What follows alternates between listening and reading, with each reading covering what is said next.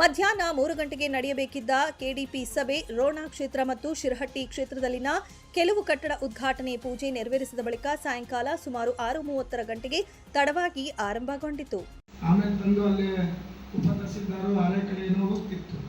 ನಾನು ಕೇಳ್ತಾ ಇರೋದೇನು, ನೀವು ರಿಜೆಕ್ಟ್ ಮಾಡೋಕ್ಕಿಂತ ಮುಂಚೆ ಅಥವಾ ರಿಜೆಕ್ಟಿಗೆ ಬಂದೈತಂದ್ಮೇಲೆ ನಿಮ್ಮ BA ಅವರಿಗೆ ಆ ಮಾಹಿತಿ ಕೊಟ್ಟು ದಾಖಲಾತಿ ತರಿಸ್ಕೊಳಕ್ಕೆ ಮಾಡ್ಬೋದಾ? ನಿಮ್ಮ ಹಂತದಲ್ಲಿ ಇನ್ನೊಂದ್ಸಲ ಅಪ್ಲಿಕೇಶನ್ ಹಾಕಕ್ಕೆ ಕೊಡೋದ್ರಿಂದ ಮತ್ತೆ ಅಲ್ಲಿ ಹೋಗಿ ಕಾಯಬೇಕು, ಮತ್ತೊಂದ್ಸಲ ಪೇಮೆಂಟ್ ಮಾಡಬೇಕು. ಯಾರಿಗೂ ನಿಮಗಲ್ಲ, ಅಲ್ಲಿರೋ ಶಾಪ್ನವ್ರು ಕಂಪ್ಯೂಟರ್ದವ್ರು ಮಾಡಬೇಕಾಗುತ್ತೆ.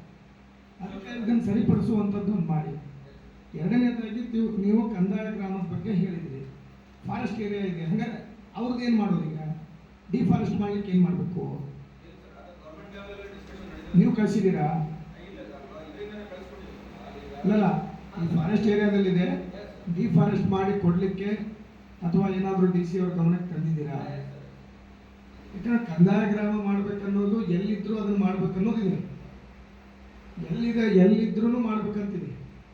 ಮತ್ತೆ ಫಾರೆಸ್ಟ್ದು ಮಾಡಂಗಿಲ್ಲ ಅಂತಂದ್ರೆ ಈಗ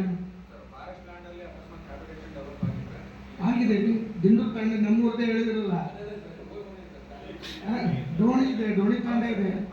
ಮತ್ತೆ ಆಲ್ರೆಡಿ ಆಗಿರುವಂಥವು 50-60 ವರ್ಷದಿಂದ ಇರುವಂಥವು.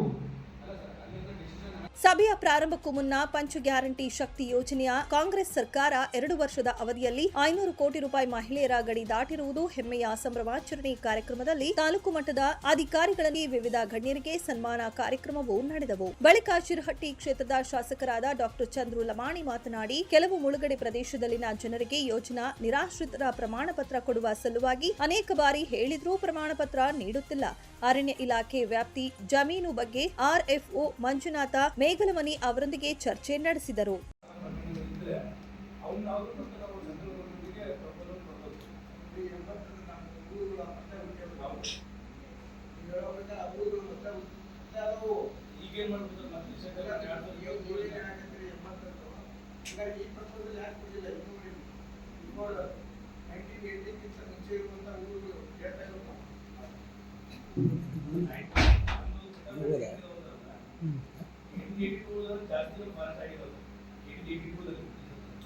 ಅದಾದ್ಮೇಲೆ 1905 ಕಾನೂನು ಬೇರೆ, ಆಮೇಲೆ 1963 ಒಂದು ಕಾನೂನು ಬೇರೆ, 1963 1980 ಒಂದು ಸದ್ಯಕ್ಕೆ ಯಾವುದೇ ಇದ್ರು ಸರ್, ಅದು 1905 ಅದನ್ನ ಯಾವಾಗ ಇದ್ರು ಸರ್.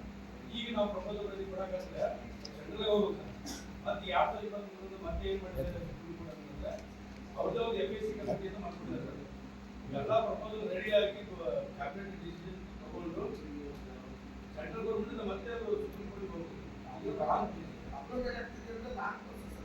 ತಾಲೂಕು ದಂಡಾಧಿಕಾರಿ ಎರ್ರಿಸ್ವಾಮಿ PS ಅವರು ಮಾತನಾಡಿ, ಸರ್ಕಾರದ ಆದೇಶದಲ್ಲಿ ಹೊಲವನ್ನ ಕಳೆದುಕೊಂಡವರಿಗೆ ಯೋಜನಾ ನಿರಾಶ್ರಿತರ ಪತ್ರ ಕೊಡಲು ಬರುತ್ತೆ. ಆದರೆ ಮನೆಯನ್ನ ಕಳೆದುಕೊಂಡವರು ಅವರಿಗೆ ಮನೆ ಕಟ್ಟಿಕೊಳ್ಳಲು ಜಾಗ ಮತ್ತು ಅದಕ್ಕೆ ತಗಲುವ ಪರಿಹಾರ ನೀಡಿದ ಮೇಲೆ ನಿರಾಶ್ರಿತರು ಎಂದು ಪತ್ರ ಕೊಡಲು ಬರುವುದಿಲ್ಲ ಎಂದು ತಿಳಿಸಿದರು. ಈ ಸಂದರ್ಭದಲ್ಲಿ ರೋಣ ಕ್ಷೇತ್ರದ ಶಾಸಕರಾದ GS ಪಾಟೀಲ್ ಮುಂಡರಗಿ, ಪೊಲೀಸ್ ಠಾಣಾ CPI ಮಂಜುನಾಥ್ ಕುಸಗಲ್, ಮುಂಡರಗಿ ತಾಲೂಕು ಪಂಚಾಯತ್ ಕಾರ್ಯನಿರ್ವಾಹಕ ಅಧಿಕಾರಿಗಳು ವಿಶ್ವನಾಥ ಹೊಸಮನಿ, ತಾಲೂಕಿನ ವಿವಿಧ ಇಲಾಖೆ ತಾಲೂಕು ಮಟ್ಟದ ಅಧಿಕಾರಿಗಳು ಇನ್ನಿತರರು ಉಪಸ್ಥಿತರಿದ್ದರು.